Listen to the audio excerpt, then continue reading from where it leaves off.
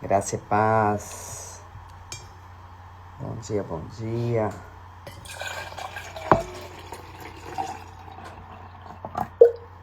Louvado seja o nome do Senhor. Mais esse dia bendito. Glória a Deus. Glória a Deus. Bom dia, Estênio. Bom dia, Adri. Bom dia, Ágata. Glória a Deus. Tânia. Glória a Deus. Glória a Deus. José da Patrícia.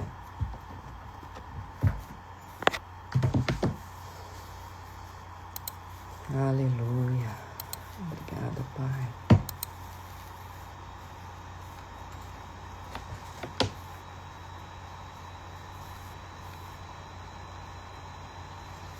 Glória a Deus. Bom dia, Estênio. Pastor Estênio. Glória a Deus. Bom dia, Neide.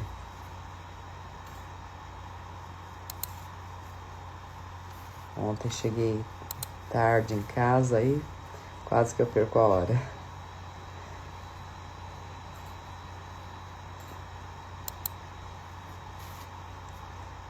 Glória a Deus.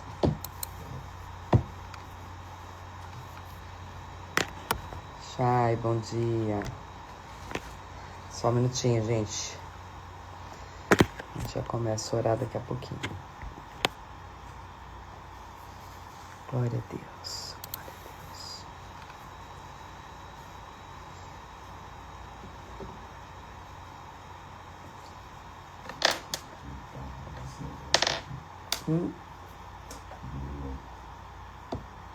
Depois precisa testar. Sim.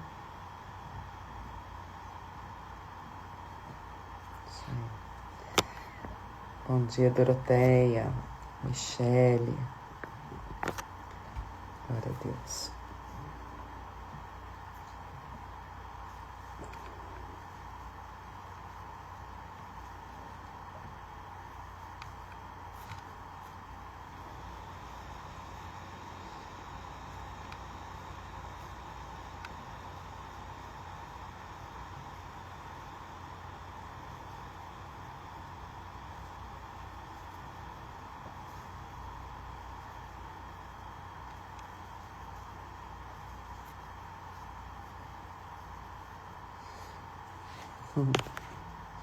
Não esquece de baixar o volume já, antes que entre.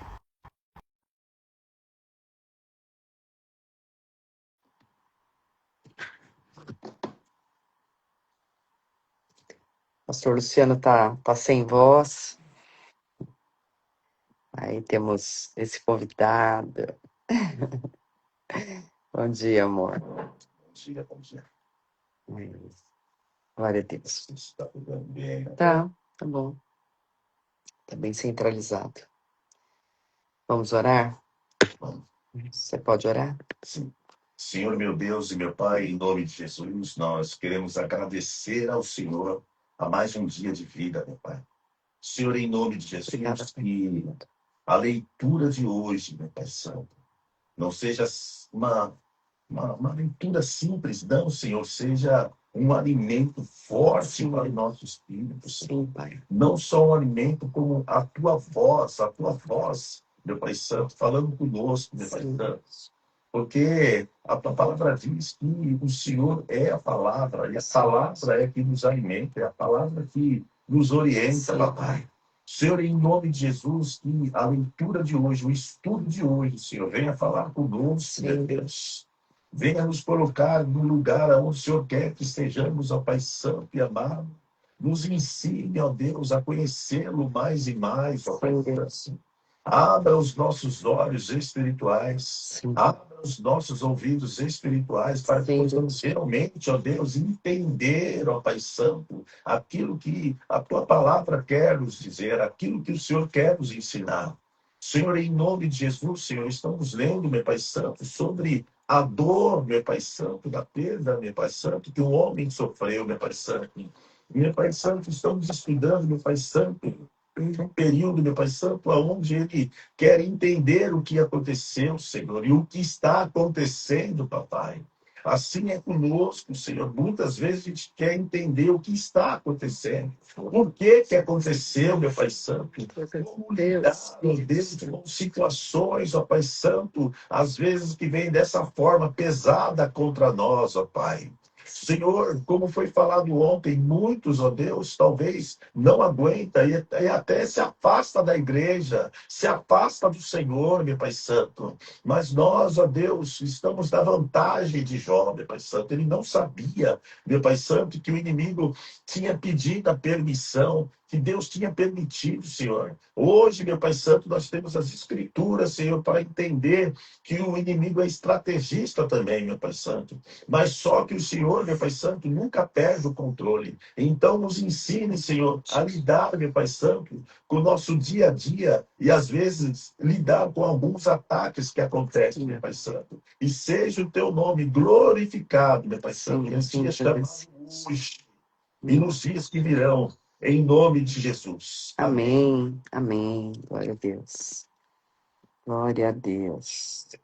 Deixa eu já lançar aqui os textos. Pastor Luciano, está sem voz. Está sem voz, ele não vai conseguir participar. Vamos lá. Jó, do verso 1 até o 7, o verso 21.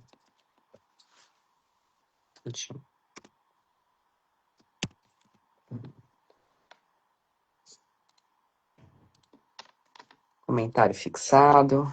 Vamos lá.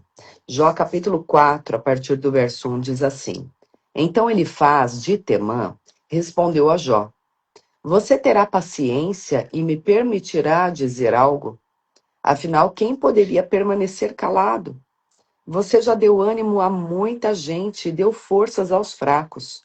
Suas palavras sustentaram os que tropeçavam, e você deu apoio aos vacilantes.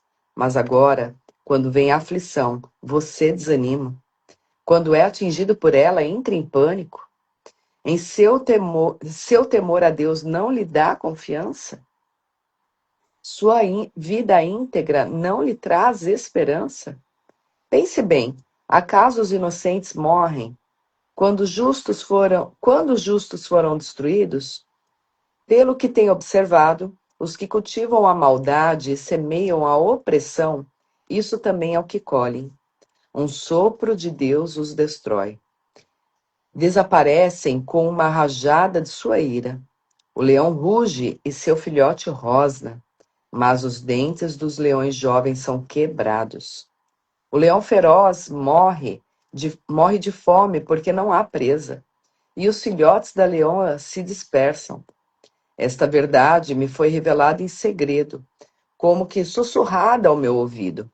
Ela veio à noite, numa visão perturbadora, quando todos estão em sono profundo. O medo e o terror se apoderaram de mim e fizeram estremecer meus ossos. Um espírito passou diante do meu rosto e os pelos do meu corpo se arrepiaram. O espírito parou, mas não pude ver sua forma. Um vulto estava diante dos meus olhos. No silêncio, ouvi uma voz dizer: Pode algum mortal ser inocente perante Deus? Pode o homem ser puro diante do Criador? Se Deus não confia nos próprios anjos e acusa seus mensageiros de insensatez, quanto menos confiará em pessoas feitas de barro. Vêm do pó e são facilmente destruídas como traças. Estão vivas pela manhã e mortas ao entardecer. Desaparecem para sempre, sem deixar vestígio. As cordas de sua tenda são arrancadas e a tenda desaba, e na ignorância morrem.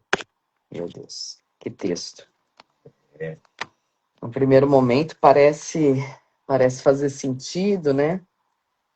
E quantas vezes nós, vendo a aflição de alguma pessoa, acabamos abrindo a boca e falando tanta coisa que às vezes não faz sentido algum.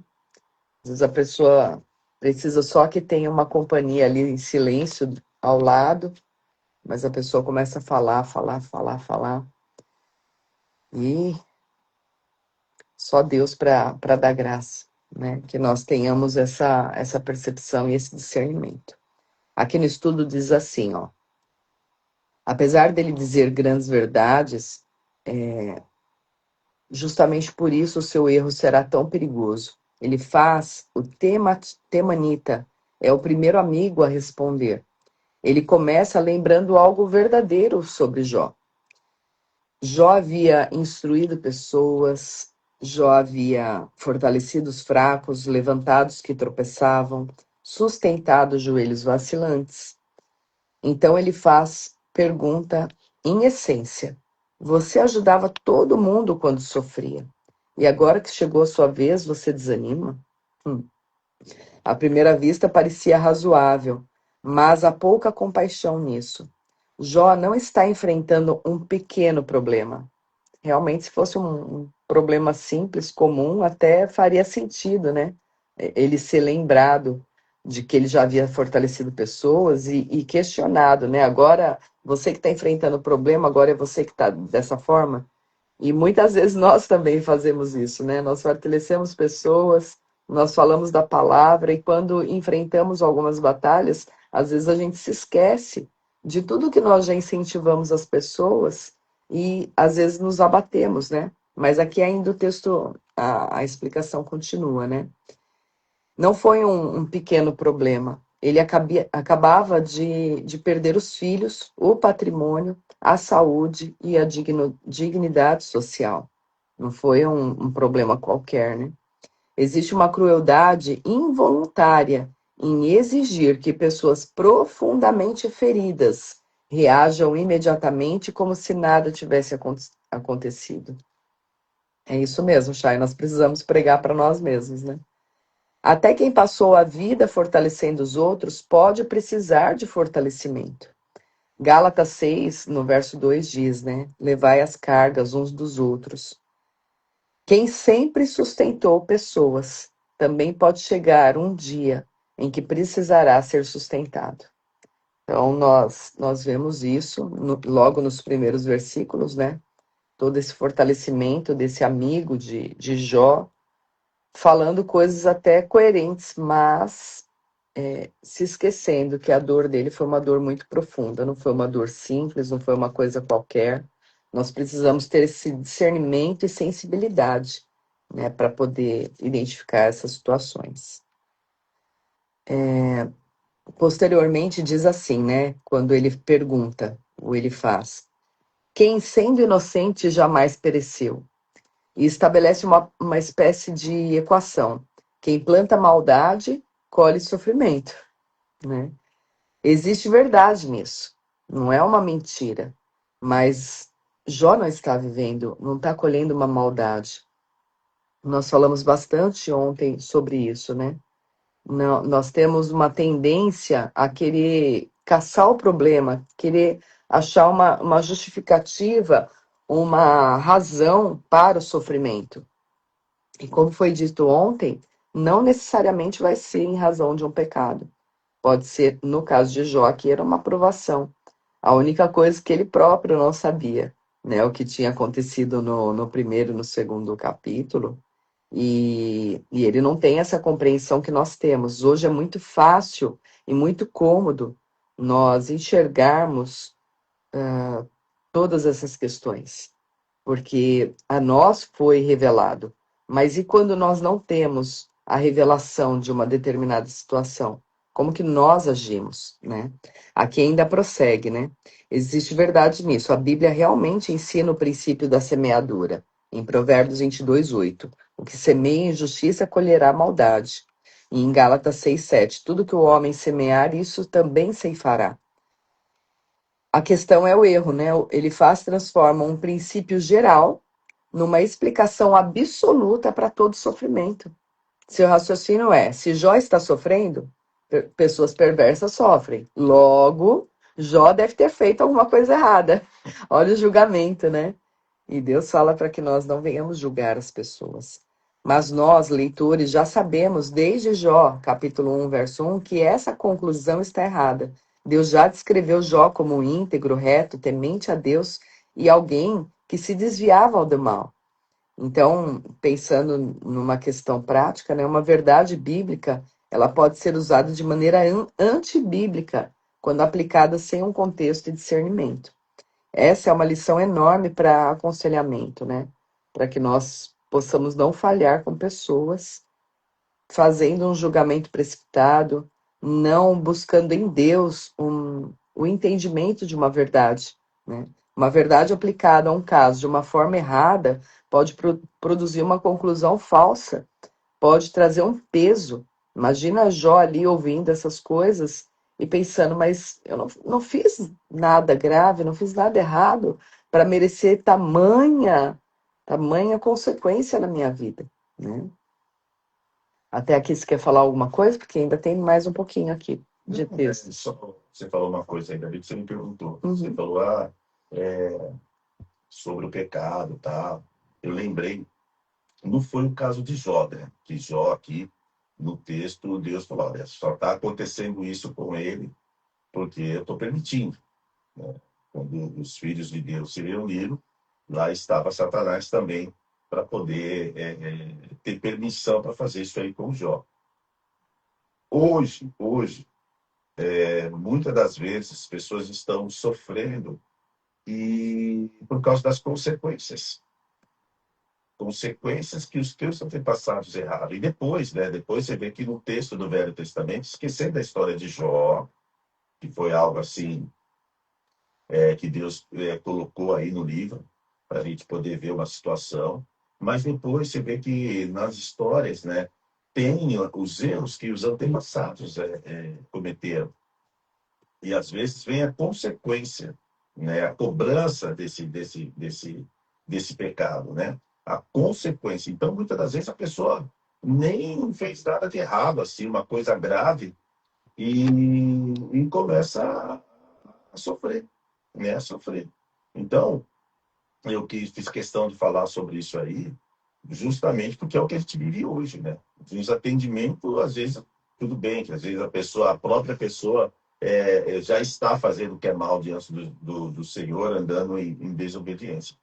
Mas algumas pessoas não fizeram algo tão grave, tão em pecado, mas não é uma coisa que seria ao ponto de passar pelo que ela está passando, né?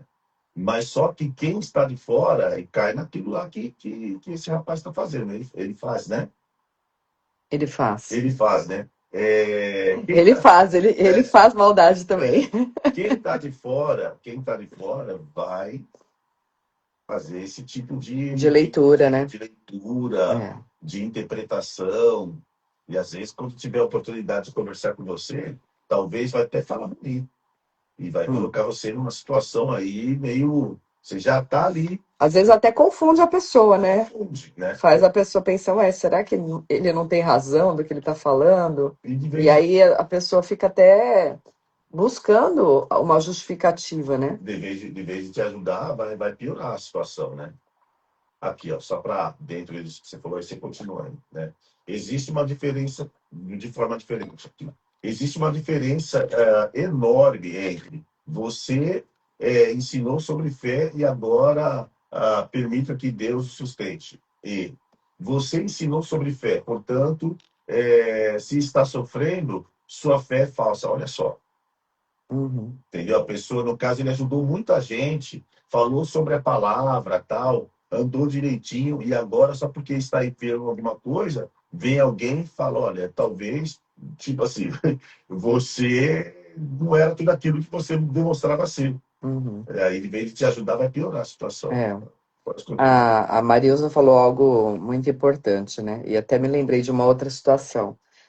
Ela falou assim, né? A pastora Tânia Teresa disse que a gente deve ouvir a pessoa colocar para fora as suas dores, né? E é verdade. Tem uma outra situação que eu estava conversando com uma amiga e ela disse que um psicólogo falou para ela que nas consultas dele, ele primeiro pede para a pessoa escrever todas essas dores, né, de uma determinada situação que de repente ela relatou, E aí a pessoa escreve, escreve, escreve, escreve, e quando termina de escrever, ele fala, agora leia, né? E a pessoa começa a ler, e ele disse que quando isso acaba, quando ela termina de escrever e ler o que ela escreveu, 50% do problema já foi resolvido. Amém. Porque, de fato, tem muitas vezes a gente precisa colocar para fora, né? Claro que da parte espiritual, né? Pensando em situações em que foram pecaminosas, não é o caso aqui de Jó, mas pensando em trauma só. De repente, a pessoa só viveu uma situação em que ela foi vítima. E esse fato de escrever já traz um grande alívio. Já traz, assim. Porque tem pessoas que não têm coragem de dizer o que viveu, né? Principalmente quando são situações de angústia, né? De abuso. Então, nessas situações, quando a pessoa consegue escrever, quando ela consegue ler aquilo que ela escreveu, falar a respeito dessa situação, já grande parte do problema se resolveu. Então, que bom seria se ele só ficasse do ladinho ali, ouvindo o que Jó tinha a dizer, mas acabou abrindo sua boca e falando coisas que não deveria. E veja que não foi uma coisa tão escancarada que ele falou, né? Dizendo, olha, você pecou. Mas, de uma maneira sutil, ele quis dar a entender que Jó tinha pecado, né? Já que quem sofre, né, fez alguma coisa errada, ele só não falou, você também pode ter feito, né? Uma coisa que acontece antes de você ter o entendimento que a gente está tendo, né? Graças a Deus por essa oportunidade que Deus está nos permitindo aprender, né, a palavra do Senhor. A Fabi falou ontem, né, sobre João 9, 1, 3, né? Eu acho que vale a pena falar hoje de novo, para reflexão. Mas antes disso, que lembra, no Salmo 73, do versículo 3 a 17, né? No caso, Asaf lá fala, também percebeu que os perversos às vezes prosperam enquanto os justos sofrem, né? E hoje é a mesma coisa. Às vezes você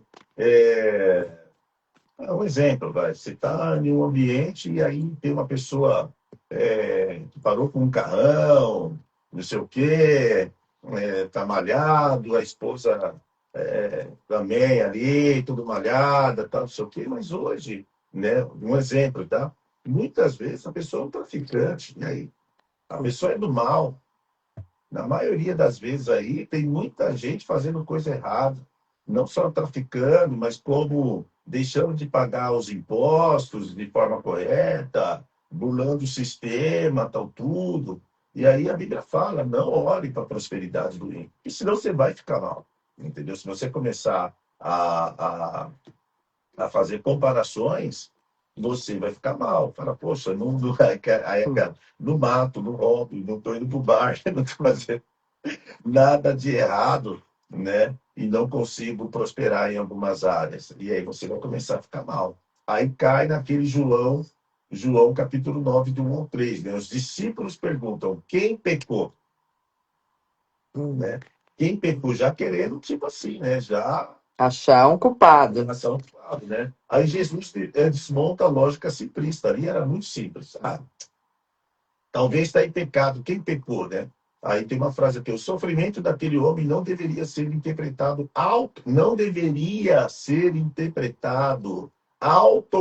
automaticamente como consequência de pecado pessoal.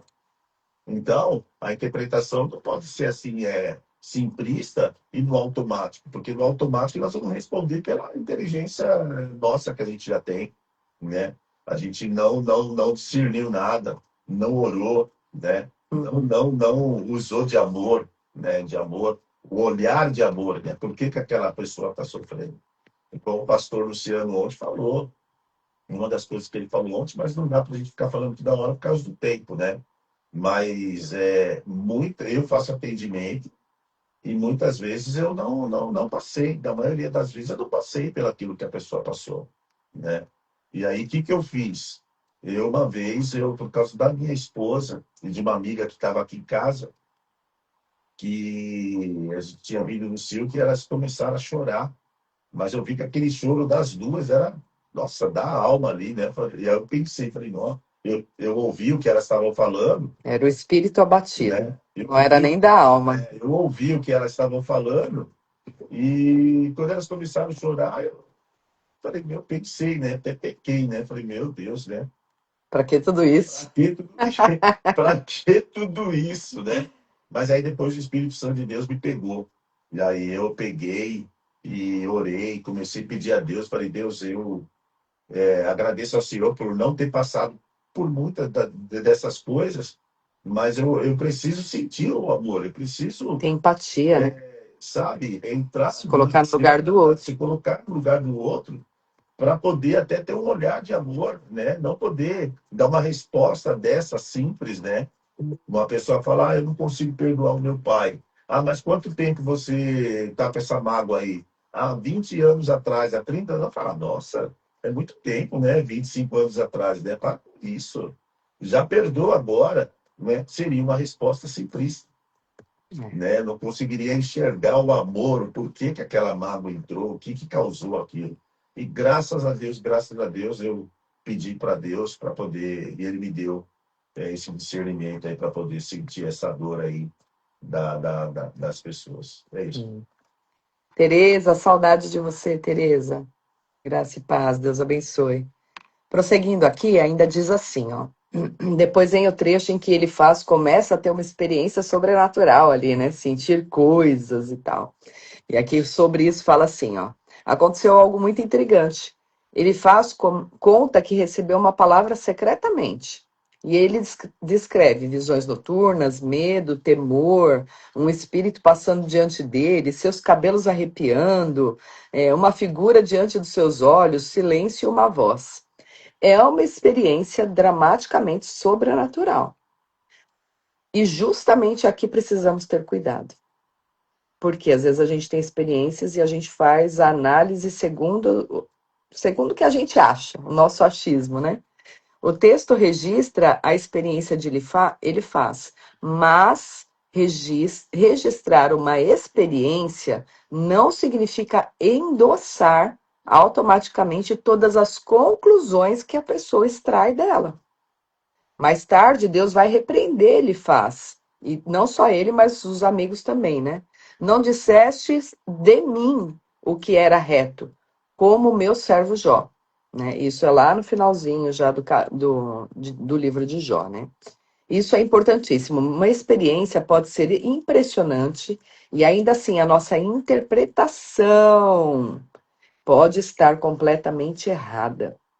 Então, nós temos que tomar muito cuidado, né? Não é o fato de nós termos tido experiências, tido visão, às vezes tem sonho, não é ter o sonho e já sai contando já. De repente sonhou com uma pessoa, já pega e já sai contando. Não, calma.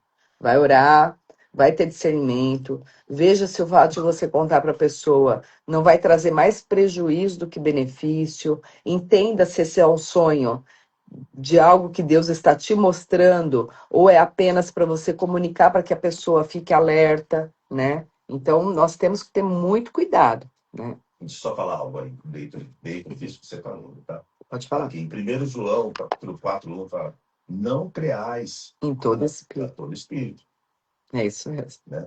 Mas provai os espíritos, né? Por isso que você tem que pedir a Deus discernimento. Sim. Senhor, me dá discernimento, não me deixe ser enganado, Uhum. né? E inclua isso nas suas orações, Senhor, não me deixe ser enganado. Uhum. Lá em 1 Tessalonicenses, né, capítulo 5, versículo do 20 ao 21, fala, não desprezeis as profecias, examine tudo. Tem que ser examinado Por mais no Espírito. Por mais que a experiência possa ter sido assim grandiosa, gloriosa, não significa que a nossa interpretação vai estar correta. Cuidado, cuidado. Mesmo aquela tiazinha do copo famosa, né, que na casa dela vive cheia, enfim, às vezes você conhece, é tua amiga, né, não tô falando mal disso daí, né? A gente conhece pessoas assim e tal, e é uma bênção. Só que, assim, de qualquer forma, em tudo você tem que examinar. Não é porque às vezes eles que te digo e falou justamente a resposta que você estava querendo ouvir na semana, de acordo aquilo que você queria ouvir. Mas tem que tomar cuidado, né? Tem que examinar, porque se fosse uma resposta ao contrário, você ia examinar? Não. Mesmo sendo uma resposta positiva ou negativa, examine as escrituras. Entra na presença do Senhor de novo e peça confirmação no Espírito. Não que você vai ter que ouvir mais duas vezes o mês que te digo de alguém. Não, você. Você mesmo tendo essa comunhão com Deus. Isso aí. Aqui ainda prossegue falando assim: a mensagem contém verdade, mas e o amigo de Jó usa essa verdade contra ele, né? A voz que ele ouviu nessa experiência pergunta: seria um mortal justo diante de Deus?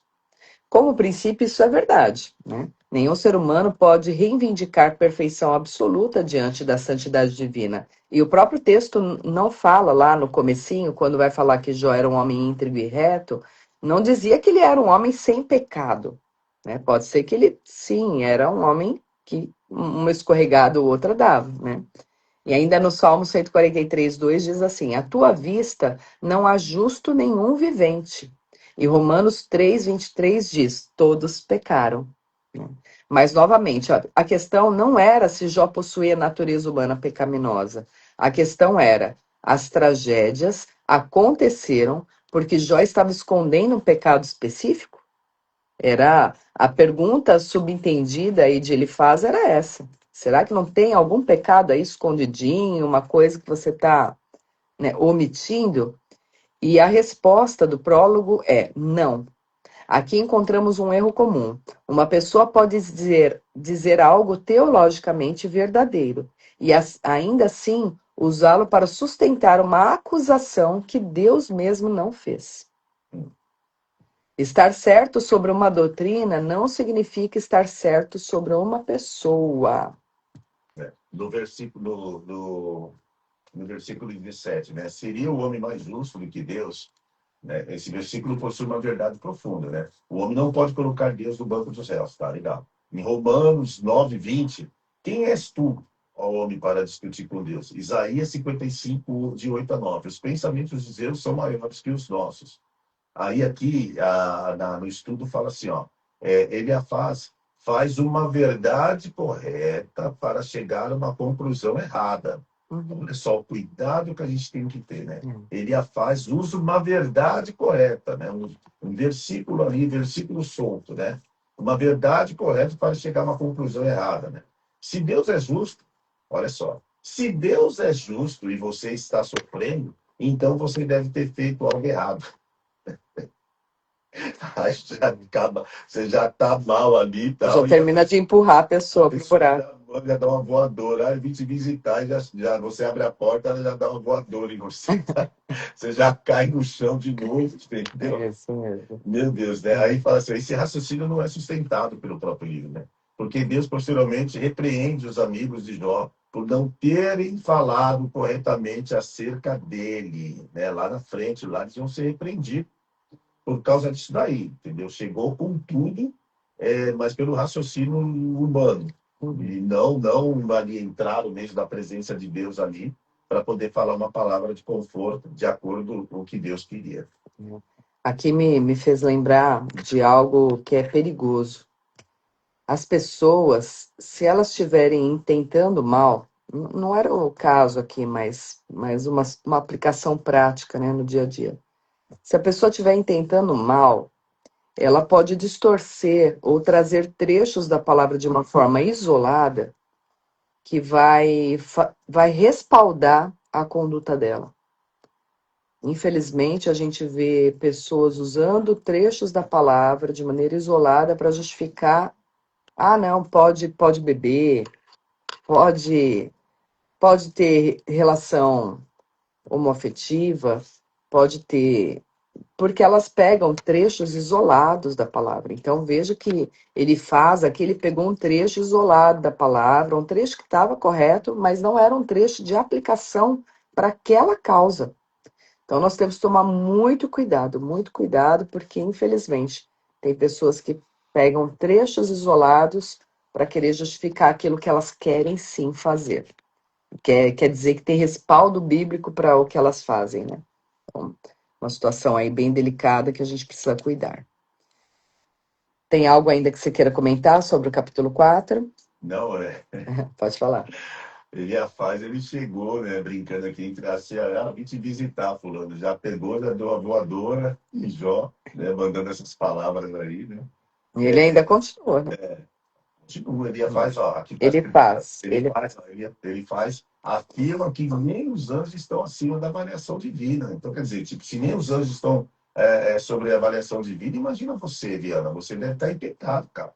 Você deve estar aí em pecado. Ou seja, ele não veio é, tratar comigo depois que ele conversou com Deus para poder me ajudar, de fato. Ele veio pelo raciocínio humano, Lógico. lógico, né? Ali isolado, né? Então, É perigoso. é isso, né? No versículo 4 praticamente ficou nítido aí que mesmo sendo uma pessoa de Deus, você tem que ficar esperto, você tem que estar ligeiro. Por isso que, graças a Deus aí, no início da leitura de Jó, Jó já demonstrou ali que era um homem íntegro e temente a Deus. Ele só começou depois das leituras aí que vão seguir aí ficar falando algumas coisas que não foram, não é que não foram legais, a dor, né? A dor, Uhum. a parte humana pesou bastante, né? Mas no início ali ele estava firme, porque ele já era um homem firme a Deus. Então, Isso aí.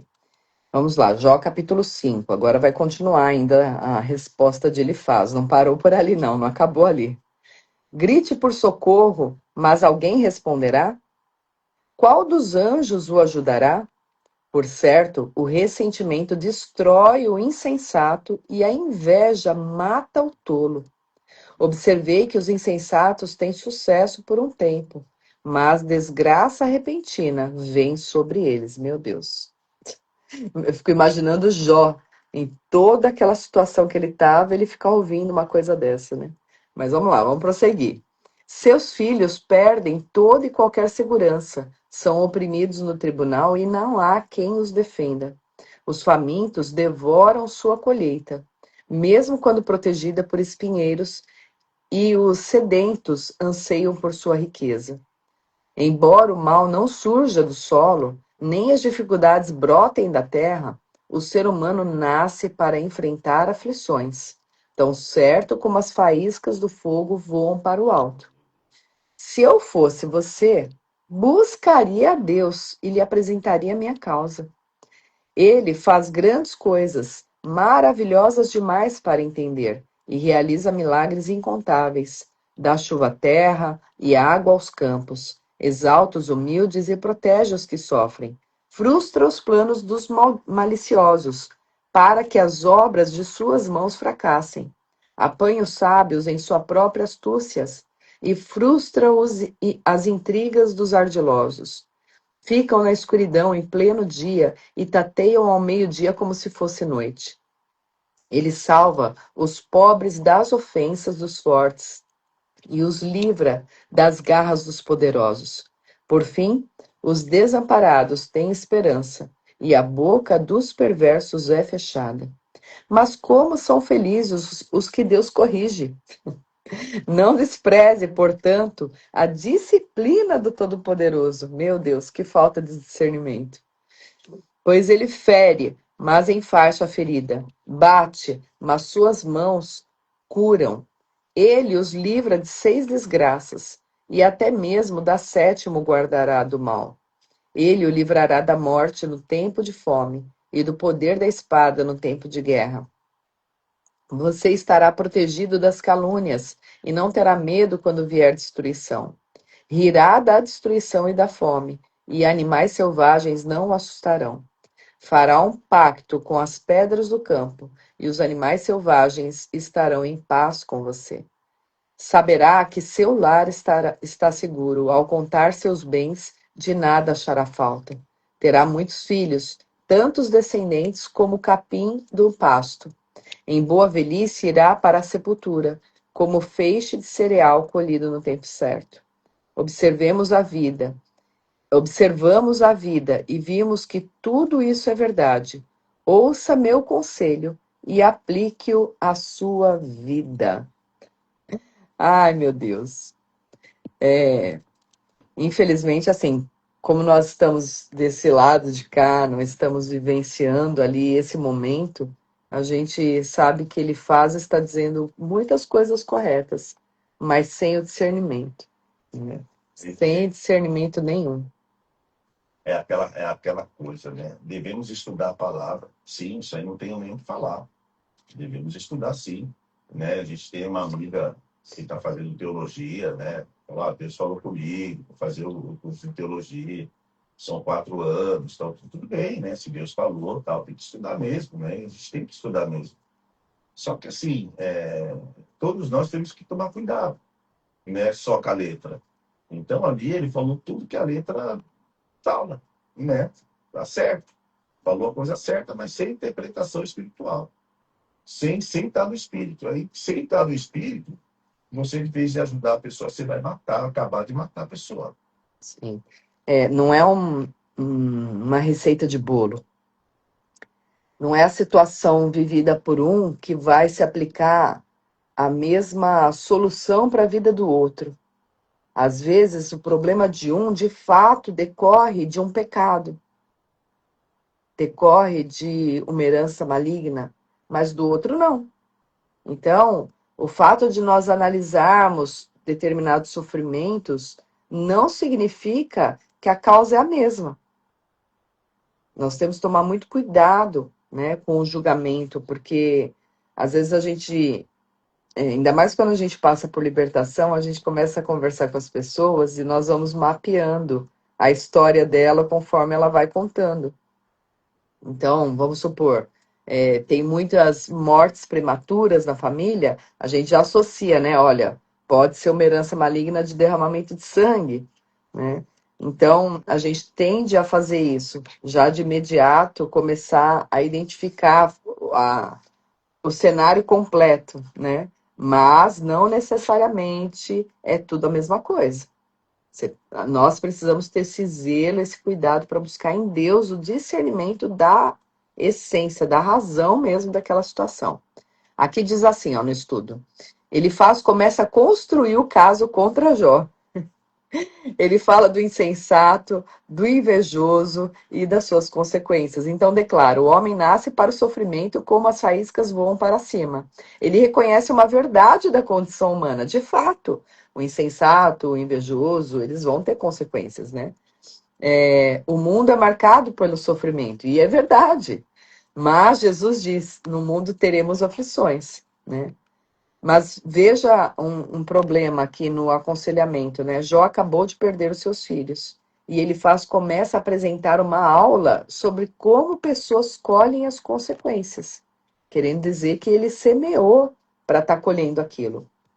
Às vezes nós não erramos no conteúdo. O conteúdo está certo. O que ele está dizendo está certo.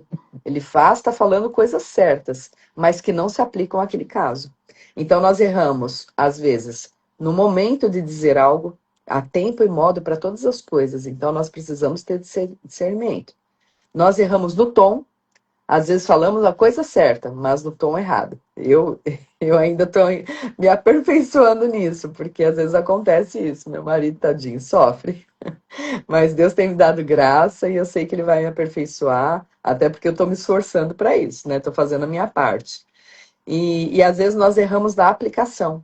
Então, ele estava falando coisas corretas, mas não era o momento, não era o tom e nem era a aplicação para aquele caso. Nesse contexto, ele errou nesses 3 quesitos, né? E aqui ainda a gente vê assim, nem toda verdade precisa ser dita imediatamente só porque é verdade. Mas será que essa verdade se aplica a esse caso concreto? Não era a situação aqui vivida, né? Depois ele fala assim, entre os versos 8 a 16, quanto a mim, eu buscaria Deus. Meu Deus. Meu Deus, que imprudência. Que imprudência. Por isso que nós temos que tomar muito cuidado e sempre enxergar o outro como um ser humano. Sempre nos colocarmos na situação do outro, né? Ter empatia, porque olha que crueldade, né? Imagina Jó vivendo tudo isso e vir uma pessoa para ele e falar: olha, se eu fosse você, ia buscar Deus. É muito sério, né? Então, ele diz: quanto a mim, eu buscaria Deus e a ele entregaria a minha causa. Novamente, é uma verdade. né? Ele está descrevendo um Deus que faz coisas grandes, que manda chuva, que exalta os humildes, que frustra os planos dos astutos, que salva o necessitado. Inclusive Paulo, né? Depois ele cita uma frase desse trecho em 1 Coríntios, capítulo 3, verso 19. Ele apanha os sábios na sua própria astúcia. É uma citação de Jó 5,3 que Paulo está falando nesse trecho de Coríntios, né? E isso demonstra algo muito importante. Os discursos dos amigos de Jó não são 100% falsos. Eles contêm muita verdade. O problema está principalmente na maneira como aplicam essas verdades à situação do Jó. A forma de falar. Né? E a situação de Jó era diferente. Não era uma situação pecaminosa. Eles falaram a coisa certa, mas no momento inoportuno. Momento do próprio. Olha só, esse versículo tem aqui no estudo. Esse versículo é verdadeiro em si mesmo. Provérbios 3, né, de 11 a 12.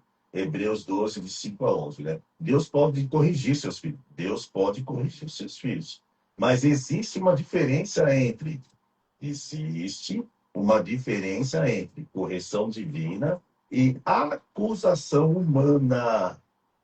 Existe diferença entre correção divina e acusação humana. Ele aplica a Jó uma categoria que o texto não autoriza. Ele aplicou sobre Jó algo que, no caso, os textos citados aqui, tudo bem que talvez não, ele não tinha esses textos, mas ele aplicou de forma diferente o que ele tinha de ensinamento, né? Não é uma verdade contra uma mentira, é uma verdade, mas é uma verdade contra uma aplicação inadequada. Aí aqui tem o ensinamento, né? Não diga, né? Para nós não dizer, né? Você está sofrendo porque Deus está te disciplinando. Você está passando por isso porque Deus está disciplinando você. Aí vem a pergunta, mas Deus mandou você falar isso? Você orou buscando a Deus ou você chegou, viu a situação e mandou isso aí para a pessoa, né? Há situações que precisamos dizer. Há situação que precisamos dizer. Não sei por que isso aconteceu, mas vamos buscar a Deus juntos. Você entende? É diferente, né? Olha, não sei por quê, né? Talvez você não sabe também. Mas vamos buscar a Deus juntos. Olha a diferença. E outra, você até passou a ser um apoio, né? A pessoa já está sozinha ali. E você fala, vamos buscar a Deus junto, e começa a ligar, vamos orar, vamos orar junto, vamos orar uma vez por semana, tal, tudo isso sim. Agora, não mandar uma bomba dessa aí e deixar a pessoa sozinha ali ainda, sem saber, falar, nossa, então estou passando por isso porque eu mereço. E aqui a gente vê nessa situação a questão do engano, né? Por quê? Porque ele está dizendo verdades, mas como essas verdades não se aplicam ao caso de Jó, não deixa de ser uma distorção da verdade, né? O erro mais difícil de perceber é aquele construído com pedaços de verdade. Então, as palavras de Elifaz não estão erradas, mas não se aplicam a Jó. Aqui prosseguindo, fala assim: bem-aventurado é o homem a quem Deus disciplina, meu Deus. Quando ele fala sobre isso, até me dói, porque como a gente sabe que a situação de Jó não era um pecado, não era uma disciplina do Senhor sobre a vida dele, eu fico pensando, meu Deus, imagina o sofrimento desse homem. Não bastar ele viver tudo que ele viveu, todas as perdas, a condição de saúde que ele se encontra, ele ainda tem que pensar que tem uma pessoa dizendo que é uma disciplina de Deus. Nossa, meu Deus do céu, imagina o sofrimento do coração dele, né? Esse princípio também é verdadeiro. Provérbios 3, nos versos 11 e 12, ensina algo muito semelhante. E Hebreus 12, versos 5 e 6, retoma exatamente esse princípio. O Senhor corrige a quem ele ama. E de fato o Senhor corrige. Mas no caso de Jó não era uma correção do Senhor. E novamente surge o problema. Ele está presumindo algo.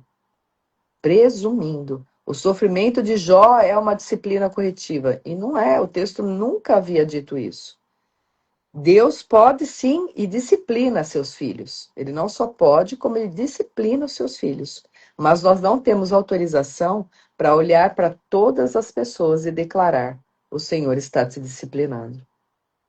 Olha o cuidado, cuidado. Pode ser uma disciplina, mas também pode não ser. É preciso discernimento. Discernimento. A disciplina de Deus, ela é bíblica, mas presumir que toda dor seja disciplina, isso não é bíblico. Nós precisamos tomar muito cuidado. Muito cuidado. Você quer dizer algo? Senão eu vou partir para o capítulo 6. Agora o segundo discurso de Jó, né? Resposta para ele faz. Então Jó falou novamente: se fosse possível pesar a minha aflição e pôr numa balança o meu sofrimento, pesariam mais que toda a areia do mar. Por isso falei de modo impulsivo, pois o Todo-Poderoso me derrubou com suas flechas, e minha alma bebe o veneno delas. Os terrores de Deus se alinham contra mim. Os jumentos selvagens não zurram ao não encontrar o capim? Os bois não mugem quando tem alimento? Quando não tem alimento? As pessoas não se queixam quando falta sal na comida? Alguém gosta de clara de ovo que não tem sabor? Perco o apetite só de olhar para ela. Tenho enjoo só de pensar em comê-la. Quem dera meu pedido fosse atendido e Deus concedesse meu desejo. Quem dera ele me esmagasse, estendesse a mão e acabasse comigo. Ao menos tenho esse consolo e alegria. Apesar da dor, não neguei as palavras do santo. Meu Deus. Contudo, faltam-me forças para prosseguir. Não vejo motivo para viver. Acaso tenho a força de uma pedra? Meu corpo é feito de bronze? Não, estou completamente desamparado, sem chance alguma de sucesso. É preciso ter compaixão de um amigo abatido, mas vocês me acusam sem nenhum temor do Todo-Poderoso. Meus irmãos, vocês se mostraram indignos de confiança, como um riacho intermitente que transborda sobre as margens, quando fica turvo por causa do gelo e a neve sobre ele se amontoa. Mas, chegado o tempo de seca, a água desaparece, e o riacho some no calor. As caravanas saem de suas rotas, mas não há o que beber e morrem ali. As caravanas de Temá procuram essa água, e os viajantes de Sabá esperam encontrá-la. Contam com ela, mas se decepcionam. Quando chegam, suas esperanças são frustradas. Da mesma forma, vocês não me ajudaram. Meu Deus. Viram minha desgraça e ficaram com medo. Mas por quê? Alguma vez lhes pedi presentes? Supliquei que me desse algo seu? Pedi que me livrassem de meus inimigos ou que resgatassem de meus opressores? Ensinem-me, e eu me calarei. Mostre-me onde errei. Palavras honestas são dolorosas, mas de que me servem suas críticas? Consideram suas palavras convincentes, enquanto ignoram meu clamor de desespero? Seriam capazes de apostar um órfão no jogo de azar. Sim, venderiam até mesmo um amigo. Olhem para mim. Acaso eu mentiria para vocês? Não pressuponham que sou culpado, pois nada fiz de errado. Pensam que sou mentiroso? Acaso não sei mais distinguir bem entre o bem e o mal? Meu Deus, meu Deus. Que tristeza, né? Que tristeza pensar em tudo que Jó tem vivido, em tudo que ele tem recebido uma acusação, né? E está sofrendo ali uma dor impressionante, né? Aqui nós vemos assim, Jó responde: vocês não compreenderam o peso de minha dor. Jó diz: se minha queixa de fato se pesasse, e afirma que ela seria mais pesada que as areias do mar. Que tristeza, meu Deus. Aqui está o choque entre Jó e seus amigos. Eles estão avaliando as palavras. Jó está tentando comunicar o peso que produz as palavras. Isso é profundamente humano. Às vezes ouvimos alguém falar algo desesperado e julgamos a frase sem perguntar: que dor existe atrás dessa frase?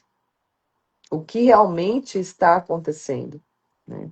Nós não pedimos discernimento ao Senhor e saímos que nem um caminhão atropelando todas as coisas, né? Pessoas feridas nem sempre organizam perfeitamente as suas palavras.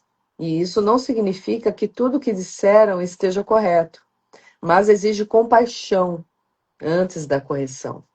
Antes de jogar palavras pesadas, tente compreender o peso que as produziu. Essa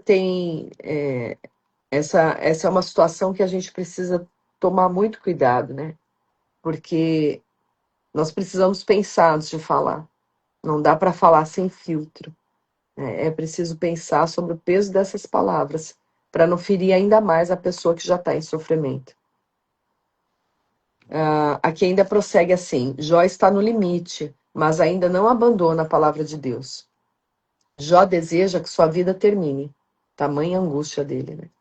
A linguagem é fortíssima e precisa ser entendida como parte de seu lamento externo.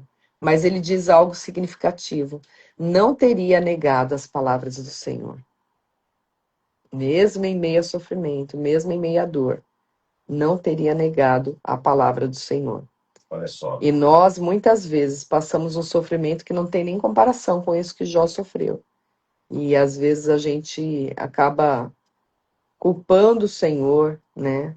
Abandonando a fé, murmurando, né? E Jó não fez isso. Ele considerou as palavras do Senhor. Pode falar. Amor. Não, cai naquilo que tá sequência da leitura, né? Quem está chegando já não pode fazer as suas próprias interpretações. E quando você chega, a pessoa que está na dor, a dor é tão grande que ela também já está com uma interpretação dela. Nesse momento, nenhum nem a outra. É o momento de realmente buscar a Deus, sabe? Buscar a Deus. Tem aqui uma passagem, né? João 11, de 33 a 35. Diante da morte de Lázaro, Jesus não oferece imediatamente uma explicação fisiológica, né? Ele chora. Hum. Ficou em silêncio, ele chora. Não precisou Não tem nada para ser dito, né? não tá, né? Aí tem aqui, há momentos em que a primeira linguagem da cura não é explicação, é presença, sabe? É presença. Por mais que a pessoa que está na dor ali, ela está na dor, gente, ela está no desespero, né? Dá um abraço, fica quietinho, né? Busque em Deus, né? Com o teu abraço, talvez você já transmite Deus, com o teu olhar, você talvez ali consiga transmitir Deus já. Tipo, cheguei aqui, amigão, né? Vou ficar, o que você está precisando? E a pessoa vai estar falando, vai estar falando, vai estar falando, né? Só que ela está falando ali na interpretação da dor. Ela também talvez não conseguiu ainda parar e falar alguma coisa, né? Lembrando que nós que estamos lendo aqui, nós que estamos lendo, o texto já nos avisou que houve uma reunião dos filhos de Deus e o inimigo estava lá e foi permitido o inimigo fazer isso com Jó. Para nós, leitores, a gente já conhece a história, mas para ele, não. Então, é isso. Hum. Ah, às vezes o que é mais importante é a gente fazer o que os amigos de Jó fizeram lá no começo, né? Só fica do lado, fica quietinho, fica calado, né? Começaram bem. Começaram bem, mas foram abrir a boca, aí começaram a errar, né? Aqui a gente vê também que Jó esperava a misericórdia dos seus amigos, mas recebeu explicações, né? Jó declara: ao aflito deve o amigo mostrar compaixão. Era exatamente isso que Jó precisava. Mas Só de compaixão, né? Fica ali do lado, né? tem um Fala. ensinamento forte para nós aqui, porque a gente tem que se colocar no lugar dos amigos de Jó. Eu falei isso aí, já começaram bem e depois foram mal, né? Então, se colocando no lugar dele para a gente poder vigiar. Às vezes a gente vai começar bem e pode terminar mal fazendo a mesma coisa que eles estão fazendo. Então, que Deus possa ter misericórdia de nós e falar conosco, nos ajudar para a gente não fazer a mesma coisa os amigos de Jó estão fazendo. Né? Começar a falar por trás, começar a condenar a pessoa, tal, tudo, sem ter entrado na presença de Deus, sem ter ajudado a pessoa. Só na resenha, só na conversa já começar falar um monte de coisa sem ter buscado a Deus. Então a gente, olhando por esse lado, né, se colocando no lugar dos amigos de Jó também, vai saber se a gente já não está fazendo isso também, entendeu? Uhum. Aqui o que Jó precisava era de um amor leal, de amigos fiéis, de bondade, de misericórdia. Jó não estava dizendo, meu amigo precisa concordar com tudo que eu digo. Ele está dizendo, quando eu estiver quebrado, preciso encontrar lealdade. Depois compara os amigos a ribeiros sazonais. Parecem promissores quando há água, mas quando chega o calor e o viajante realmente precisa dessa água, essa água desaparece. Foi isso que aconteceu com os amigos de Jó. Né? Na hora que ele precisava ali de um suporte, de um apoio, ele não encontrou nos amigos. Né? Amigo não é quem aparece quando há água, é quem permanece quando o deserto chega. E não foi isso que os amigos de Jó fizeram. Né? Eles, na hora que Jó precisava da coisa certa, eles fizeram a coisa errada. Então, precisamos interpretar da maneira correta as coisas para poder prestar o auxílio que realmente é eficaz para aquele momento. O, às vezes eu já ouvi, né? Lá no passado eu já ouvi a pessoa virar para mim e falar assim: você fala isso porque você não passou por tal situação. Aí, papá, você só está falando isso porque você nunca passou por tal situação. A frase está correta, né? Mas assim, eu não quero passar, né? Eu não quero passar. Se for possível, não me deixe passar por certas situações. Porém, eu quero demonstrar o amor, igual a oração que eu já fiz. Falou, Senhor, eu não passei por certas coisas, mas me ensina, me ajuda a ajudar as pessoas. Por que que eu estou falando isso? Porque quantas pessoas, né, no tempo de hoje, é, tem uma dor, dependendo da dor que ela tem, de um acidente, de qualquer outra coisa que aconteceu, ou uma doença que acabou de surgir, e mesmo tomando uma medicação, a dor não passa, né? E a pessoa fala, tô com vontade de morrer, né? Porque a dor é insuportável, né? E às vezes a pessoa no hospital, tipo, passa pela mente dela, meu Deus, não aguento mais, né? Não aguento mais essa dor, não aguento mais passar por isso. E às vezes, se Deus puder me levar, talvez seria melhor morrer do que ficar aqui nesse leito, aqui no hospital. Então, assim, para quem está de fora, para que falar um negócio desse, né? É só você ter fé, aguenta aí, mas quem está lá, no leito lá, quem está lá? Às vezes sem aquela injeção lá e a dor não passa, entende? Então, assim, a gente tem que se colocar também no lugar, né? No caso aí de Jó, já começou já a falar, né, da morte dele, já está começando já a falar coisas aí, tipo, qualquer coisa era melhor Deus me levar do que eu ficar desse jeito. Mas aí cai naquilo que a gente falou. Se coloca no lugar da pessoa. Você vai no médico e a dor não passa. A parte humana nossa, como que vai pensar? A nossa mente vai falar o quê? Vou ficar com essa dor mais um dia, 10 dias, 30 dias, sem dormir, sem nada, só gemendo? Então, estou falando isso só para O psicológico fica abalado. ficar no psicológico, sabe? Senão você vai querer dar um super crente aqui, vai querer falar, se eu fosse eu. Não, aqui é fácil. Você lendo aqui é fácil, mas na hora que a gente tá do outro lado ali da dor, é o único ensinamento que eu estou tendo aqui, por enquanto a leitura não acabou, é ter o discernimento do amor. De ficar com uma frase que eu li de alguns minutos para trás, falar, Deus, estamos juntos, vamos entrar na presença de Deus. Vamos orar a Deus, né, para ver o que está acontecendo, para ver o que está acontecendo, mas sem acusar nada. E assim, Jó não tinha pedido nada para eles, né? Jó não pediu nada, não pediu nem conselho, não pediu dinheiro, não pediu solução para a dor, não pediu nada. Ele só esperava amizade, é, compreensão, uma oração. Não, e tipo assim, pô, vocês não me conhecem, É, né? Não estão andando comigo, né? Então, é a mesma coisa. A gente está começando a andar com o pastor Luciano, com algumas pessoas, tudo e tal. É lógico, né, que nos bastidores, tal, entre marido e mulher, mas isso é. Mas assim, você vê, começa a ver a caminhada da pessoa, né? Poxa, vai falar do pastor Luciano. O que a gente está vendo esse ano aqui? Ó, cadê o pastor Luciano? Ah, não vai participar da live hoje. Mas por quê? Porque o homem está viajando. Pô, viajando para quê? Pô, tá indo fazer a obra, né? E aí, pô, cadê o pastor Luciano? O pastor Luciano não vai aparecer na live hoje? Pô, o homem tá com a voz ruim lá. Né? Tá sem voz. Por quê? Pô, pregou, tá fazendo a live, né? É calor, é frio, então tudo é o desgaste, falta de sono, tal. Um exemplo, né? Então, você vai começando a conhecer a pessoa. Então, quando acontece algo muito grave, não é para você chegar acusando, começar a acusar a pessoa, a falar mal, né? Não é isso. A única coisa que pode acontecer é aquilo que a gente falou no início. Às vezes, as consequências de alguma coisa, mas aí você vai analisar, vai buscar em oração, tal, tudo, fazer as orações de renúncia, tudo. Isso, Jó era um homem temente a Deus, né? Jó era um homem temente a Deus. Tanto é que quando veio as notícias, que foi pancada, pancada, o que ele fez? Depois de ouvir tudo aquilo que veio, ele adorou. Ele adorou com lágrimas tudo ali, e ele adorou a Deus. Só que aí, né, no decorrer dos dias, a dor vai ficando, né? Aí já é a hora aí. hum. Vamos continuar a leitura, senão eu vou chorar aqui, homem não chora.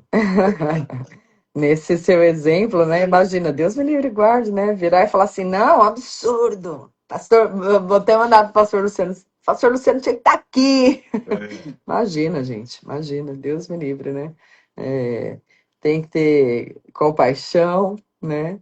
Não dá para fazer igual os amigos de Jó, né? Mostrar compaixão, É, entendeu?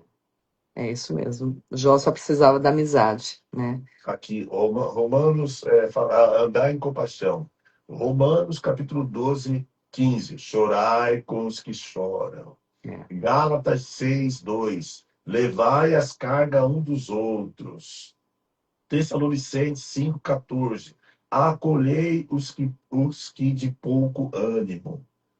Enfim, é isso aí.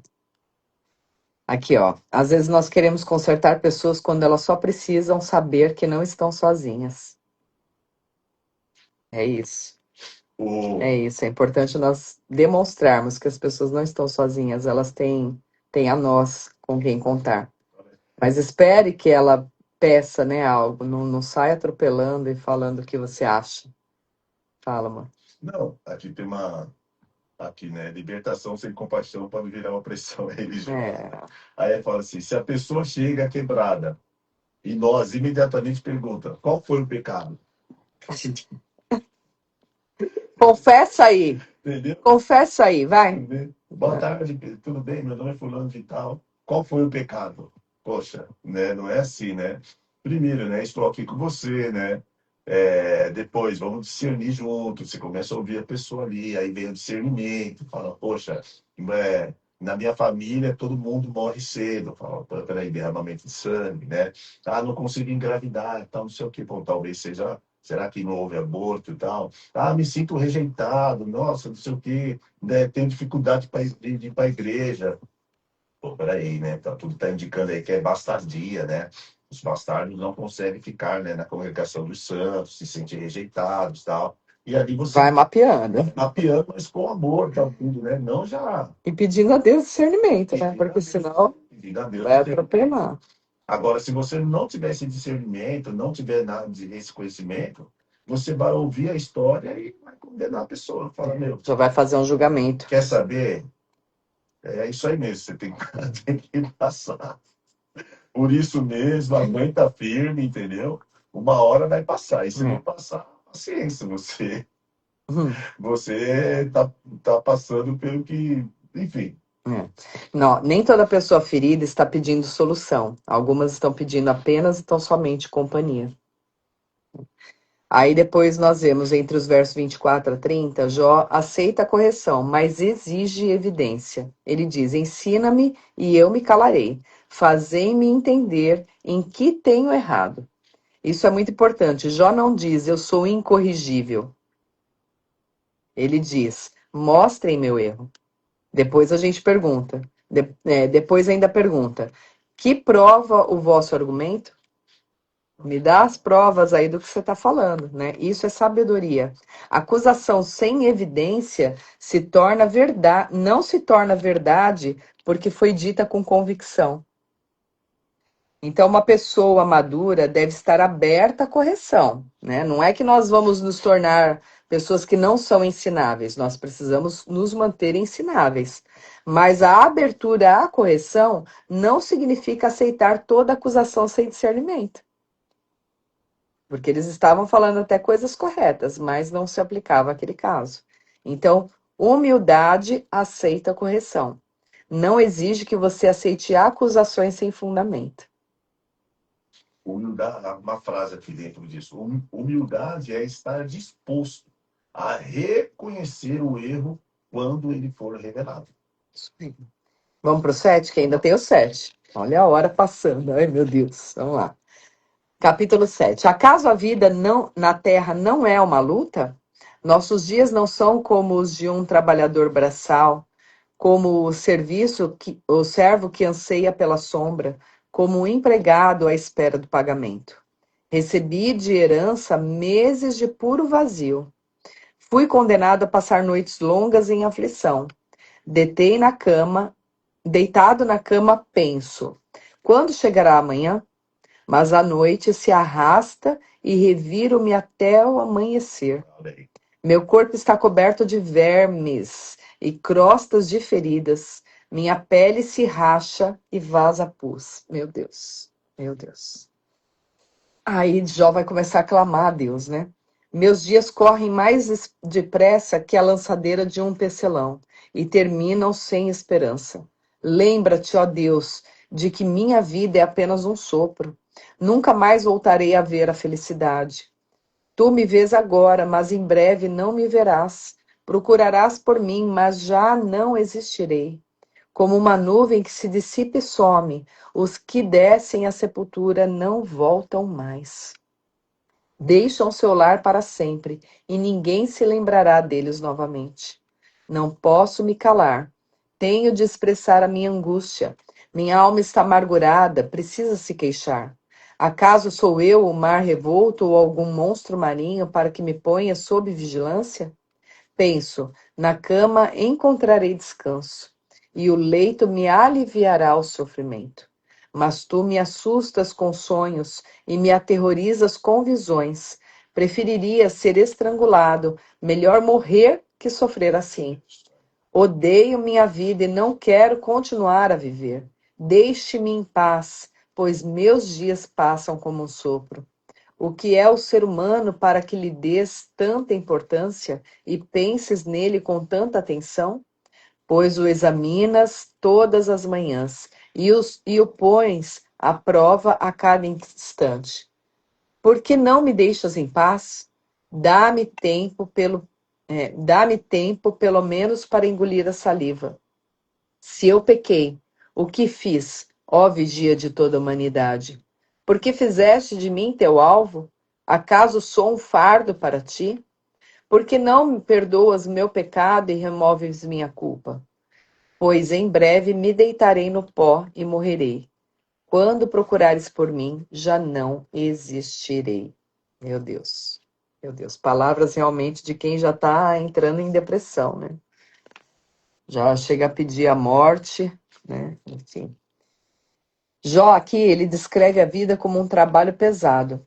Ele compara a sua existência à de um trabalhador, um servo, alguém esperando pelo salário, alguém contando as horas. Suas noites são longas, seu corpo sofre e os dias passam rapidamente. O texto não suaviza a experiência humana da dor. Jó pertence à literatura sapiencial e força o leitor a encarar questões que uma teologia excessivamente simplificada gostaria de evitar. A Bíblia não contém apenas cânticos de vitória. Ela também preserva lamentos de pessoas fiéis. Isso é significativo, porque Deus permitiu que a dor de Jó entrasse nas Escrituras. Então, nós precisamos saber também que nem todo sofrimento é proveniente de um pecado. A Bíblia não esconde a dor dos fiéis, ela mostra que fé também sabe lamentar. Lembrei de Elias também, né? Passou por um tempo aí tenebroso e as emoções dele fizeram com que ele também desejasse a morte, né? Depois, entre os versos 7 e 10, fala assim: minha vida é um sopro.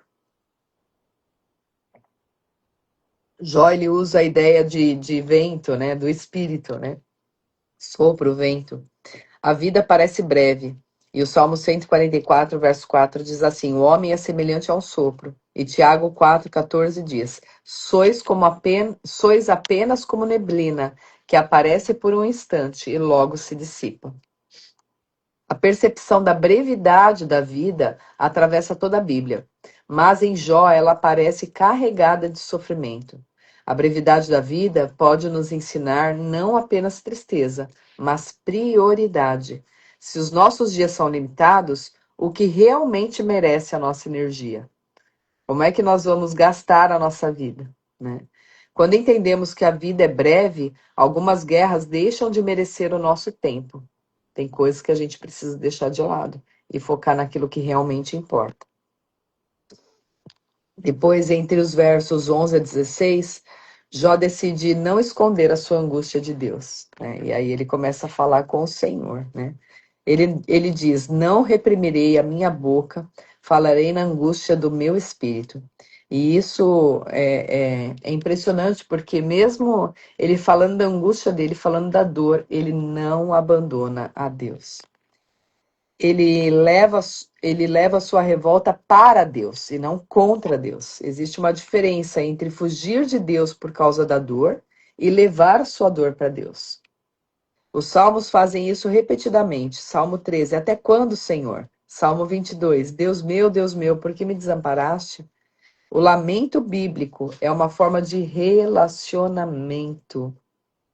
Ele entrega a Deus, ele fala com Deus, né? Não é só Não é só fugir de Deus por causa da dor. Muito pelo contrário, é se achegar a Deus trazendo a sua dor. O lamento bíblico é uma forma de relacionamento. Você só reclama para Deus porque, em algum nível, ainda acredita que Ele está ouvindo. Fé não é fingir que não dói, mas é saber para quem levar a sua dor. Nós precisamos levar tudo aos pés da cruz, né? Levar a Deus em oração. Jó começa a questionar por que Deus presta tanta atenção ao homem. E ele pergunta: quem é o homem para que tanto o estimes? Isso também lembra o Salmo 8, né, que diz que é o homem para que dele te lembres? Mas existe uma diferença fascinante. No Salmo 8, a atenção de Deus é motivo para maravilhamento, para se maravilhar. Já em Jó, a atenção de Deus parece opressiva para Jó. A mesma realidade, Deus vê o ser humano, é percebida de maneira completamente entre os textos, né? Jó pergunta: se pequei, que mal foi que eu te fiz? Ele está desesperadamente procurando uma explicação. A dor pode alterar a nossa percepção sem necessariamente alterar quem Deus é, porque Deus é imutável, Deus não muda. Quando estamos feridos, até aquilo que antes parecia cuidado pode parecer silêncio, pressão ou abandono. A dor pode mudar a maneira como enxergamos Deus, sem mudar quem Deus é. Então precisamos tomar cuidado, porque às vezes a lágrima embaça o nosso olhar e a gente começa a ver as coisas de uma maneira equivocada, né? Quer falar algo, amor? Não, tem só uma frase aqui. Nem sempre Deus explica o sofrimento. Às vezes Deus revela quem ele é, né? E igual aqui, poxa, aquilo é o exemplo de sofrimento, né? A parte humana dele está ali, tá, a dor não para, tal. Mesmo assim, mesmo nesse sofrimento, ele está falando, se o senhor puder me levar, né, me leva, mas isso não significa que ele está falando contra Deus. Em nenhum momento aqui ele está falando contra Deus. Simplesmente a dor está apertando. A parte humana ali está apertando sobre ele. Só isso, só. Vamos para Coríntios, então. Você coloca o texto? Ok, só. Já, peraí. Deixa eu ver. Pronto. 1 Coríntios, capítulo 14, verso 18 e seguintes. Pronto. Ok. Dou graças a Deus porque falo em línguas mais que qualquer um de vocês. Contudo, numa reunião de igreja, prefiro dizer 5 palavras compreensíveis que ajudem os outros ao invés de falar 1000 palavras em outras línguas. Irmãos, não sejam infantis no entendimento dessas coisas. Sejam inocentes como bebês com relação ao mal, mas sejam maduros no entendimento. Pois as Escrituras dizem: falarei a este povo em línguas estranhas e por meio de lábios estrangeiros. Mesmo assim, este povo não me ouvirá, diz o Senhor. Portanto, falar em línguas é um sinal não para os que creem, mas para os descrentes. A profecia, contudo, é para os que creem e para os descrentes. Aliás, é para os que creem e não para os descrentes. Ainda assim, se descrentes ou pessoas que não entendem essas coisas entrarem na reunião de uma igreja e ouvirem todos falando em línguas, pensarão que vocês estão loucos. Mas se todos vocês estiverem profetizando e descrentes ou pessoas que não entendem essas coisas entrarem na reunião, serão convencidos do pecado e julgados por aquilo que vocês disserem. Ao ouvirem os pensamentos secretos deles, serão revelados. E eles cairão de joelhos e adorarão a Deus, declarando: de fato, Deus está aqui no meio de vocês. Pois bem, irmãos, o que fazer então? Quando vocês se reunirem, um cantará, o outro ensinará, o outro revelará, um falará em línguas e o outro interpretará o que foi dito. Tudo que for feito, porém, deverá fortalecer a todos. Não mais que 2 ou 3 devem falar em línguas. Devem se pronunciar um de cada vez, e alguém deve interpretar o que disseram. Mas, se não houver alguém que possa interpretar, devem permanecer calados na reunião da igreja, falando com Deus em particular. Que 2 ou 3 profetizem e os outros avaliem o que for dito. Se alguém estiver profetizando e outra pessoa receber uma revelação, quem está falando deve se calar. Desse modo, todos que profetizam terão sua vez de falar, um depois do outro, para que todos sejam instruídos e encorajados. Aqueles que profetizam têm controle de seu espírito e podem falar um por vez, pois Deus não é Deus de desordem, mas de paz, como em todas as reuniões do povo santo. As mulheres devem permanecer em silêncio durante as reuniões da igreja. Não é apropriado que falem. Devem ser submissas, como diz a lei. Se tiverem alguma pergunta, devem fazê-la ao marido em casa, pois não é apropriado que as mulheres falem em reuniões da igreja. Ou vocês pensam que a palavra de Deus se originou entre vocês? Acaso são os únicos aos quais ela foi entregue? Se alguém afirma ser profeta ou se considera espiritual, será o primeiro a reconhecer que o que lhes é dito, que o que lhes digo é uma ordem do Senhor. Se alguém ignorar esse fato, ele mesmo será ignorado. Portanto, meus irmãos, anseiem profetizar e não proíbam falar em línguas, mas cuidem para que tudo seja feito com decência e ordem. Aleluia. Glórias a Deus. Quer falar alguma coisa antes que eu inicie aqui a leitura do estudo? Eu quero falar do versículo 34. As mulheres devem permanecer em silêncio durante as reuniões. Engraçadinho. Ai, meu Deus do céu. Vamos lá.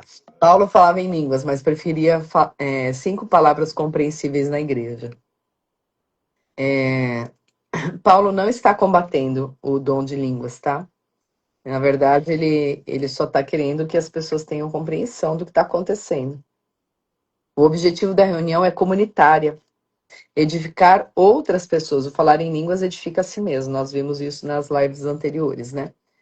não é desprezar os dons, é usar os dons sem preocupação, tomar cuidado em usar os dons sem preocupação com quem está ao redor. Nós precisamos ter maturidade espiritual. A maturidade espiritual não pergunta apenas o que eu posso manifestar, mas quem será edificado.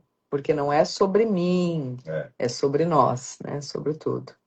Não sejais meninos no entendimento, Paulo diz. Quanto à malícia, sede crianças. Quanto ao juízo, sede homens amadurecidos. E isso é lindíssimo. Inocência no mal, maturidade no discernimento. A espiritualidade bíblica não celebra ingenuidade. Jesus também diz: sede prudentes como as serpentes e simples como as pombas. Deus quer pureza sem ingenuidade e maturidade sem malícia. Pode falar. Não, essa leitura ela foi tá bem explicado, né? Existem os dons e tem que ser respeitados aí a ordem do culto, né? A ordem do culto. Tudo tem sua hora, desde que a pessoa que está ali no comando, ou as pessoas que têm esse dom, estejam realmente no espírito para não atrapalhar nada. Imagina se um descrente chega, realmente não vai entender nada. E tudo no final vai ser uma bênção. Você vai sair no final do culto, vai ser uma bênção, né? Aqui tem uma frase, que a verdadeira manifestação espiritual não aponta para o ministro, aponta para Deus. Então, o resumo é esse, praticamente, né? Tudo tem que apontar para Deus e tudo ali vai ser uma bênção no final. Fala, poxa vida, tá, ouve isso, ouve aquilo. A irmã falou em língua, o outro interpretou, bateu com a palavra. Deus não vai trazer confusão, né, naquele período de 1h30, 2 horas, um exemplo, né? Do culto. Deus não vai trazer confusão naquele período de 2 horas do culto. Nossa, a irmã falou em língua, não tem nada a ver com a palavra. Depois veio uma outra também, falou de outra coisa, né? O irmão que veio da rua, a primeira vez que ele veio na igreja, não está entendendo nada. Tomar cuidado. Não está entendendo nada. Falou que nunca mais vai voltar porque é doideira, doideira. Então, assim, tá bem explicado aqui. Tem muito o que falar. Né? A gente tem que se preocupar com aqueles que ainda não entendem, né?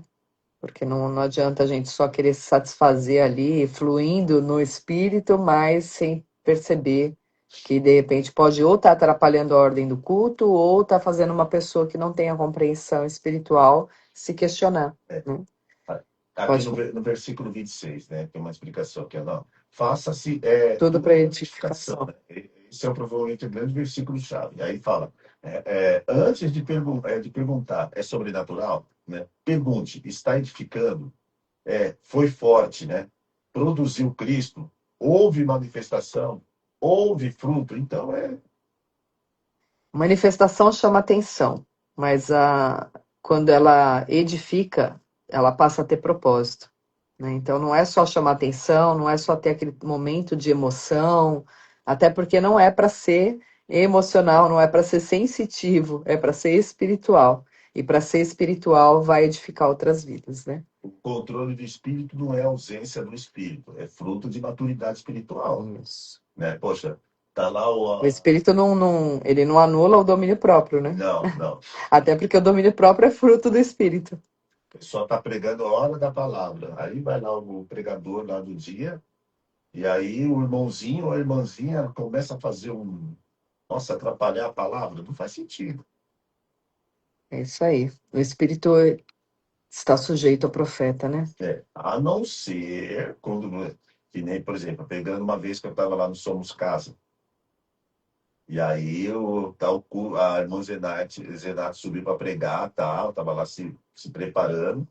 Aí uma irmãzinha lá, aquelas do coque das antigas, saiu da onde ela estava. Mas ela não interrompeu nada do que estava acontecendo. Entendeu? Aí todo mundo, eu também, só de olho. Falei, deixa eu... E aí, você sente que foi de Deus, né?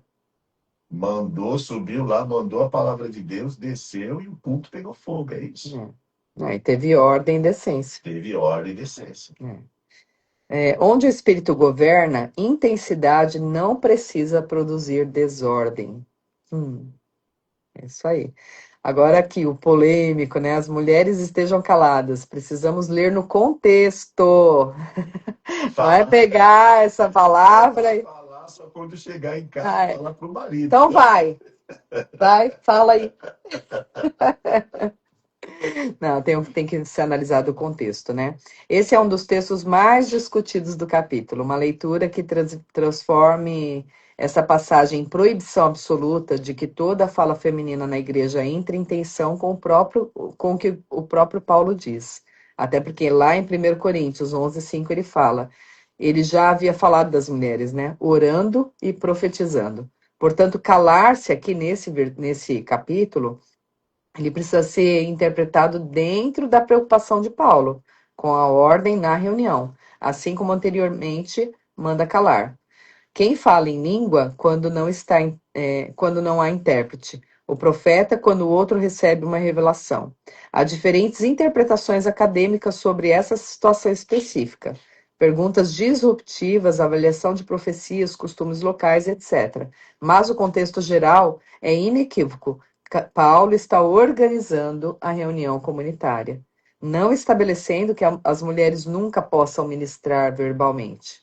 O texto sem contexto pode transformar uma ordem bíblica em proibição, o que o próprio texto não está falando, né? Ali, quando você vai estudar, existia um problema sério, porque a mulherada estava tumultuando os cultos ali. Então, era por causa de uma situação específica, né? Quando a gente vai estudar mais a fundo, fazendo correlação com outros textos, a gente vê que existia uma razão para que Paulo dissesse isso, mas isso não deve ser aplicado de uma maneira geral para todas as ocasiões, proibindo a mulher de falar, de pregar, de ser pastora, né? Então, tem que tomar todo esse cuidado. Depois, prosseguindo aqui, experiência espiritual não coloca ninguém acima da palavra. Paulo desafia os coríntios. Se alguém se considera profeta ou espiritual, reconheça ser mandamento do Senhor o que vos escrevo. Esse é um teste poderoso. Quanto mais alguém se considera espiritual, mas não menos, deve submeter-se à verdade revelada. Então, você é espiritual, você tem que se adequar à palavra. Não adianta ser espiritual e ignorar a palavra, querendo só falar, não, é o espírito. Não. Mesmo o espírito, ele está sujeito ao profeta, ele tem que estar adequado com a palavra. Experiência não governa as escrituras. A escritura julga a experiência. Quanto mais espiritual alguém afirma ser, menos direito possui de colocar a sua experiência pessoal acima da palavra. Então tem que tomar esse cuidado. Não proíba, mas faça ordem. Paulo encerra com equilíbrio. Procurai com zelo o profetizar, e não proibais o falar em línguas. E imediatamente diz: tudo, porém, seja feito com decência e com ordem. Perceba, existe liberdade, mas existe ordem. Existe manifestação, mas existe discernimento. Existe espírito, mas é necessário que haja entendimento. Senão vai virar uma bagunça, ninguém vai entender nada e não vai edificar ninguém, né? A resposta bíblica ao abuso de um dom não é necessariamente eliminar o dom, é estabelecer o seu uso de uma maneira correta. O abuso não anula o legítimo, exige discernimento para colocá-lo em ordem. Então é isso, discernimento aqui, tão importante quanto nós vimos ali no livro de Jó. Tem algo que você queira acrescentar? Senão nós vamos para a sala. Fechando aqui, o ministro precisa unir poder, palavra, amor, ordem e discernimento. Vamos para a sala? Vamos. Achei que você fosse falar mais alguma coisa. Não, uma sequência aqui, né, de tudo que foi falado, porque o texto já está bem, né? E aí, por exemplo, o ministro, né, um dia lá, né, precisa ter poder, né, poder de Deus, né, palavra, né, amor, ordem e discernimento, né, e ordem, né, tudo ali, focou ali em ordem e decência ali no culto. E os dons, cada um tem o seu, mas desde que seja Para edificação do corpo. Isso. Certo, vamos lá. Salmos 37, a partir do verso 30, diz assim a palavra do Senhor. O justo oferece conselhos sábios e ensina o que é certo. Guarda no coração a lei de Deus, por isso seus passos são firmes. O perverso fica à espreita do justo e procura matá-lo. O Senhor, porém, não deixará que o perverso tenha sucesso, nem condenará o justo quando ele for julgado. Põe a sua esperança no Senhor e ande com firmeza pelo caminho dele. Ele o honrará e lhe dará a terra, e você verá os perversos serem destruídos. Vi pessoas más e cruéis florescerem como árvores em solo nativo, mas quando voltei a olhar, tinham desaparecido. Procurei por elas, mas não as encontrei. Observe os que são íntegros e justos. Um futuro maravilhoso espera os que amam a paz. Os rebeldes, porém, serão destruídos de uma só vez. Não tem futuro algum. O Senhor salva os justos. Ele é sua fortaleza em tempos de aflição. O Senhor os socorre e os livra dos perversos. Ele os salva, porque nele se refugiam. Aleluia, aleluia. Esse salmo nós já vimos a explicação no livro de Salmos, na live do dia, não de ontem, mas de antes de ontem, né? Então, se você quiser ouvir acerca do esclarecimento que consta no livro de Salmos, te convido a assistir. Inclusive, as lives estão subindo para o YouTube, tá? Fica bem mais fácil de achar ali o ponto certo. Mas só pegando aqui uma explicação, a boca do justo fala sabedoria porque a palavra está em seu coração. A palavra que carrega também o sentido de instrução. Observe a ordem, a palavra no coração, a sabedoria na boca. A boca fala do que o coração está cheio, né? Então, nós vemos também a conexão com Jó. Os amigos falam muito sobre Deus, mas falar muito sobre Deus não significa necessariamente representar corretamente o coração de Deus naquela situação. A boca revela aquilo que o coração vem permitindo criar raízes. Então, às vezes a gente até fala, né, coisas corretas, mas não no momento correto. Essa é a associação aqui com o livro de Jó. Posteriormente, ainda fala assim: o perverso observa o justo procurando destruí-lo, mas Deus não o abandona. O perverso espreita o justo e procura tirar-lhe a vida, mas o Senhor não o deixará nas suas mãos. Isso não significa ausência de perseguição. Seremos perseguidos, mas, né, o Senhor está conosco. Então, significa que a perseguição não possui autoridade final sobre o destino daquele que pertence a Deus. Jesus foi entregue nas mãos dos homens, foi morto, mas nem a morte recebeu a palavra final. Existiu a ressurreição, aleluia. Aquilo que toca a sua história não necessariamente recebe autoridade para decidir o seu final. Já no verso 34, espera no Senhor e guarda o seu caminho. Esperar e obedecer, né? Esperar biblicamente não significa ficar parado espiritualmente. Enquanto se espera, guarde o caminho. Não abandone seus princípios para acelerar aquilo que Deus ainda não entregou. Não viole princípios para chegar mais rápido ao lugar que você pediu para Deus. Às vezes a gente quer dar um jeitinho, né? Dar um empurrãozinho, dar uma ajudazinha para Deus, não precisa. Deus não precisa disso, tem tempo e modo para tudo. Nos versos 35 e 36, Davi viu o perverso prosperar e depois desaparecer. Parecia forte, estabelecido, inabalável, mas depois passei e eis que ele desapareceu. Essa é a mesma advertência dos primeiros versículos do Salmo 37. Não interprete sucesso momentâneo como uma aprovação de Deus definitiva. Nem tudo que cresce tem raízes, nem tudo que cresce tem raízes que sobreviverão ao tempo. Às vezes é uma árvore que cresce, mas logo murcha, né? E nos versos 37 a 40 fala assim: observe o íntegro. Existe o futuro para quem busca paz. O salmo termina não pedindo que olhemos obsessivamente para o perverso, mas sim para o íntegro.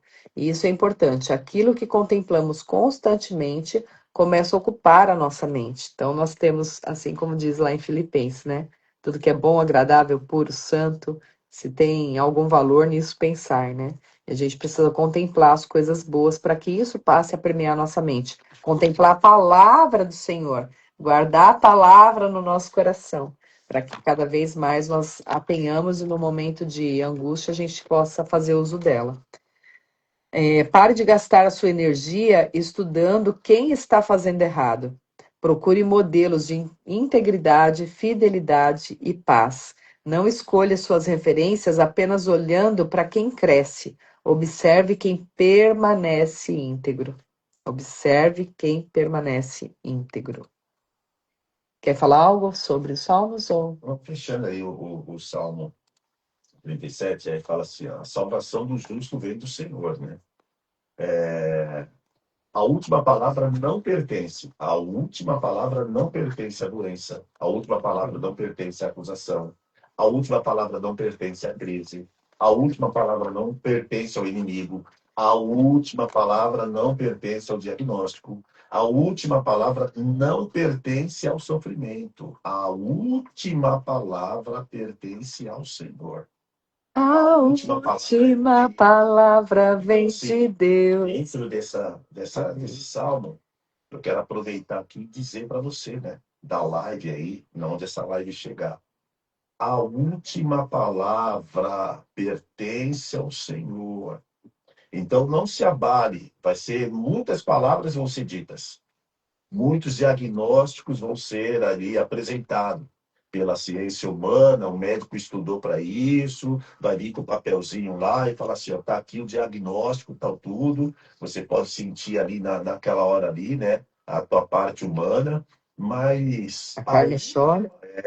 a última palavra pertence ao Senhor. Isso aí. Provérbios. Vamos para o Provérbios? Provérbios 21, verso 27. O sacrifício do perverso é detestável, especialmente quando oferecido com más intenções. O sacrifício que o perverso traz, quando ainda é perverso e não se arrependeu de seus pecados, tal sacrifício é uma abominação ao Senhor. Ele traz o sacrifício como a intenção de iludir as pessoas, fazendo-as acreditar que ele é um devoto, e assim habilitando-se a continuar a enganá-los. Meu Deus, que forte.